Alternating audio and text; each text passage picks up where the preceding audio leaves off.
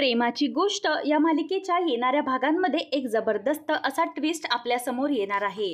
आता सावनीच्या बाबतीत तिची जशी करणी तशी भरणी असाच प्रकार तिच्यासोबत घडणार आहे। हर्षवर्धनने कचरा म्हणून नाकारलेल्या सावनीची कचऱ्यात पडून काय हालत होते आणि त्याच वेळेला मुक्ता सावनीला जेव्हा घरी घेऊन जाते तेव्हा इंद्रा ही सावनीला घरात घेणार का आणि त्यावर इंद्राची नेमकी काय रिॲक्शन असणार हे सगळे आपल्याला या ट्विस्टमध्ये पाहायला मिळेल। त्यामुळे व्हिडिओ शेवटपर्यंत नक्कीच बघा। आता मुक्ता सागरला सांगते की मी मिहिकाला भेटून आले, पण आता मला तुमच्या बोलण्यावर विश्वास बसतोय की मिहिका कोणाचंही ऐकणार नाही। तिने फक्त हर्षवर्धनच्या पैशाकडे बघून लग्न केलं आहे। तेव्हा सागर तिला समजवतो आणि म्हणतो की जाऊ दे, तिने त्याच्याशी लग्न केलं आहे ना, ते तिचं आयुष्य झालं। आता तिची जी हालत आहे ना ती अगदी सावनीसारखी होणार आहे। तिलाही लक्षात येईल की ती काय चूक करते ते। ही जी चूक सावनीने केली होती 6 वर्षापूर्वी तीच चूक आता मिहिका करत आहे आणि याच गोष्टीमुळे आता मिहिर तर पूर्णपणे बर्बाद झाला आहे। त्याच वेळेला आता सागर म्हणतो की आता जे झालंय ते जाऊ दे, आता फक्त आपल्याला एकच बघायचं आहे की मिहिरला या सगळ्यातून कशा प्रकारे आपण बाहेर काढायचं आणि आपण आता हाच विचार करायचा आहे की मिहिरला हे उगीचच भोगावं लागेल। मला वाईट याच गोष्टीचं वाटतंय की मिहिर विनाकारण या सगळ्या गोष्टी भोगतोय। तर आता तो खूप चांगला मुलगा आहे। सागर म्हणतो की मुक्ता आपल्याला मिहिरच्या मागे ठामपणे उभं राहिलं पाहिजे। मुक्ता म्हणते की हो, पण सावनी कुठे गेली असेल, नेमकं तिचं काय झालं असेल असा विचार दोघांच्या डोक्यामध्ये येत असतो। तर इथे सावनीने वकिलाला बोलवलं असतं, त्याच वेळेला वकील हा तिला भेटायला येतो आणि तेव्हा तिच्या लक्षात येतं की आपण नोटीस तर पाठवू शकतो, वकिलातर्फे आपण हर्षवर्धन अधिकारीला नोटीस तर पाठवू, पण त्यासाठी किती वेळ लागेल, काय होणार हे सगळं काहीच माहिती नाही। मला न्याय मिळायला 6 वर्ष तरी इतके वाया गेलेत, ते कधी पुन्हा माझ्या आयुष्यात येणार आहेत का? आता मी काय करणार? माझा आणि आदित्यचा सांभाळ मी कसा करणार?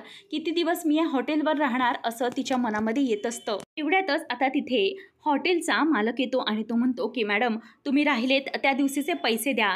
तेव्हा ती म्हणते की मग पैसे देणार आहे, मी कुठे जाणार आहे? तर आता सावनीला तिथून तो मालकही हकलवून लावतो आणि हे सगळं मुद्दामच हर्षवर्धनने केलेलं असतं। सावनीला त्याला काहीही करून रस्त्यावर आणायचं असतं आणि ही सगळी हर्षवर्धनची चाल असते आणि त्यामुळे आता सावनीला खूपच वाईट वाटतं। आता तिथूनही तिला हकललं जातं। आदित्य तर शाळेत गेलेला असतो आणि म्हणूनच तिला त्याचं टेन्शन नसतं, पण आता पुढे काय करू, कशी सोय करू याचा विचार तिच्या डोक्यामध्ये येत असतो।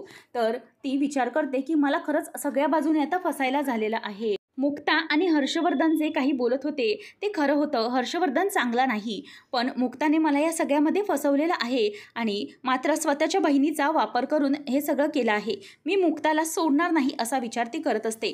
आदित्य शाळेत जातो तेव्हा सावनी आता त्या बॅग्स घेऊन घराच्या बाहेर पडते आणि ती आता एका रेस्टॉरंट बारमध्ये जाते आणि खूप ड्रिंक करत असते आणि रडत रडतच म्हणते की माझं सगळं आयुष्य बर्बाद झालं, हर्षवर्धन अधिकारी मी तुला सोडणार नाही आणि मुक्ता मला तुझाही काही करून बदला घ्यायचाच आहे, सगळ्यांना मी संपवणार असं म्हणून ती दारूच्या नशेतच हसत हसत रडायला देखील लागते। आणि तेव्हा वेटर म्हणत असतो की मॅडम तुमची हालत खूपच जास्त खराब झालेली आहे। त्याला ओरडत ती म्हणते की जरा शांत बस, काहीही बोलायचं नाही, मी तुला सांगितले आहे ना मी सावनी आहे, तुझ्यावर तोंडावर पैसे टाकते आणि जा। मग ती त्याला आणखी दारू द्यायला सांगते आणि तिची हालत खूपच जास्त होते। तर आदित्य हॉटेलच्या रूमवर जातो, त्याच्या लक्षात येतं की आपली मम्मा ही अजूनही रूमवर नाही, कुठे गेली? तेव्हा मग तो फोन करतो तेव्हा सावनी ही दारू पिऊन तिथेच पडलेली असते। त्याच वेळेला वेटर सांगतो की तुझी आई ही पडलेली आहे। मग आता हे ऐकल्यावर त्याला खूपच मोठा धक्का बसतो आणि तो ॲड्रेस विचारतो आणि आदित्य त्या ॲड्रेसवर पोचतो। त्याच वेळेला ॲड्रेसवर पोचल्यावरती आदित्य हा तिला सावरण्याचा प्रयत्न करतो, तिला रिक्षामध्ये बसवण्याचा प्रयत्न करत असतो, पण हॉटेलमध्ये पुन्हा जाणार असतो। ती म्हणते की नाही आदित्य आता आपलं कुठलंही घर नाही, आपण आता बेघर झालेलो आहे, मला त्याने कचऱ्यासारखं बाहेर काढलं, हॉटेलमधूनही मला बाहेर काढलं। तेव्हा तो म्हणतो की मम्मा मी आहे ना तुझ्यासाठी, असं नको बोलू।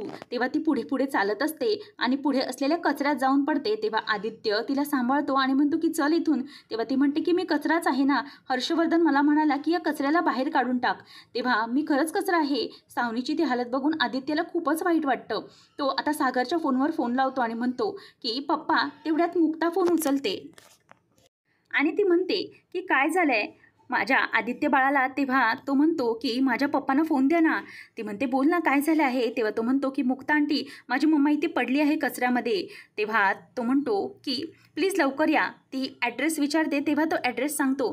सागरला मुक्ता काही सांगत नाही, कारण सागर मिहिरला सांभाळत असतो. नंतर मग आता मुक्ता तिथे पोचते आणि म्हणते की काय झालं. तेव्हा तो म्हणतो की माझ्या मम्माची ही हालत झाली आहे, तिने खूप ड्रिंक घेतला आहे आणि ती अशी पडली आहे. तेव्हा मुक्ताला तो म्हणतो की आम्हाला कोणी नाही, आम्ही कुठे जाणार, म्हणूनच मम्मा रडत आहे. आम्ही हॉटेल रूममध्ये राहिलो होतो, तिथूनही आम्हाला बाहेर काढलं गेलं, कारण मम्माकडे पैसे नाही, म्हणून मम्मा रडत आहे.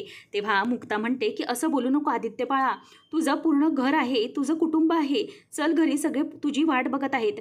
तेव्हा मुक्ता सावनी आणि आदित्यला घेऊन घरी येते. सागर विचार करत असतो की मुक्ता कुठे गेली एवढ्या रात्री, म्हणून मुक्ताला तो शोधण्यासाठी बाहेर पडत असतो. तितक्यातच मुक्ता दरवाजात येऊन उभी राहते. हा सागर तिला विचारतो की काय झालं मुक्ता, तुम्ही एवढ्या रात्री कुठे गेला होतात. तेव्हा तो म्हणतो किती वाट बघितली तुमची, तुम्ही परत त्या 6 फुटी पहिल्याच्या घरी तर गेला नाहीत ना. तेव्हा समोर सावनी आणि आदित्य असतात. सावनी नशेमध्ये बडबडत असते. तेव्हा तिथे चिडून इंद्रा येते आणि म्हणते की काय आहे. तेव्हा मुक्ता म्हणते की सावनी आणि आदित्यला मी घरी आणलं आहे. इंद्रा म्हणते की या सावनीला चटक चांदणीला इथे का आणलं आहेस, माझ्या आदित्यला आणायचं होतं ना फक्त, हिला तिथेच कचऱ्याच्या ढिगामध्येच पडून द्यायची होतीस ना, कशाला आणलंस कशाला हिला.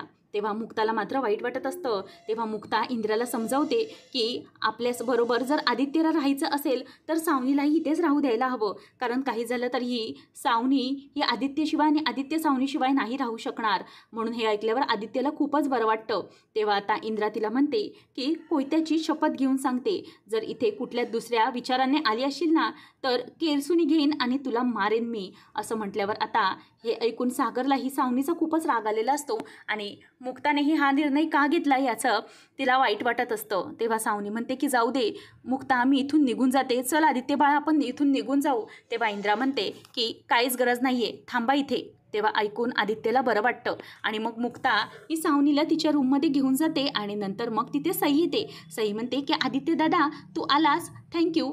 आता तू इथे आलायस ना, आपण खूप मजा करूया, तू ना माझी रूम वापर, तू माझ्या रूममध्ये राहू शकतोस. आता हे ऐकल्यावरती तो सईला थँक्यू बोलतो.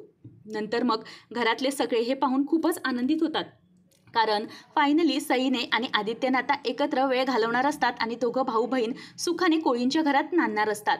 पण आता इथे स्वाती म्हणत असते की बघ ना मम्मी, अगं आदित्य काहीच खायला मागत नाही, म्हणून ती त्याला जाऊन गरम दूध देते. तेव्हा मग आता बापू म्हणतात की हो आदित्य बाळा हे घे, दूध पिऊन घे. तेव्हा इंद्रालाही हे सगळं पाहून खूपच वाईट वाटत असतं. तर मग आता सागर म्हणतो की आदित्य बाळा तू दूध पित नाहीस, अरे तुम्हाला माहिती नाही आहे का माझ्या आदित्यला चॉकलेट मिल्क आवडतं आणि तुम्ही त्याला चॉकलेट मिल्क का नाही देत आहात, चला मी त्याच्यासाठी चॉकलेट मिल्क बनवून देतो. हे पाहून आता इंद्रा म्हणते की बापरे बघितलंस का आदी बाळा, तुला तुझे पप्पा चॉकलेट मिल्क बनवून देत आहेत, चल तुला मी प्यायला देते. असं म्हणून ते त्याला कसं बसं चॉकलेट मिल्क प्यायला देतात.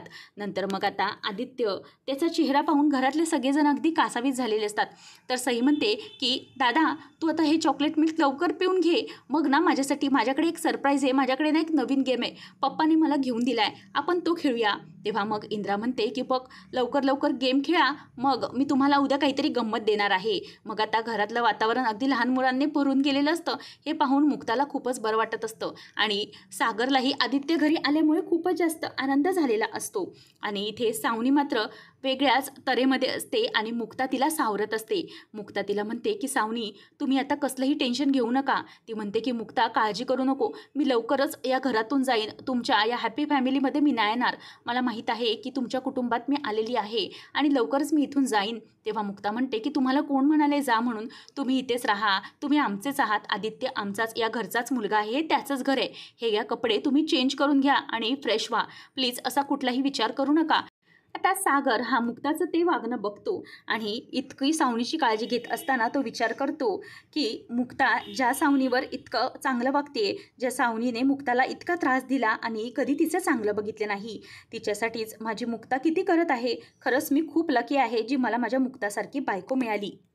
त्याला मुक्तावर आणखीनच प्रेम येतं. आता मुक्ता सावनीला सगळ्यातून कसं बाहेर काढणार आणि सावनीचा छुपा हेतू नेमका काय असणार हे पाहणं रंजक ठरेल. अशाच अपडेट्ससाठी चॅनलला सबस्क्राईब करा.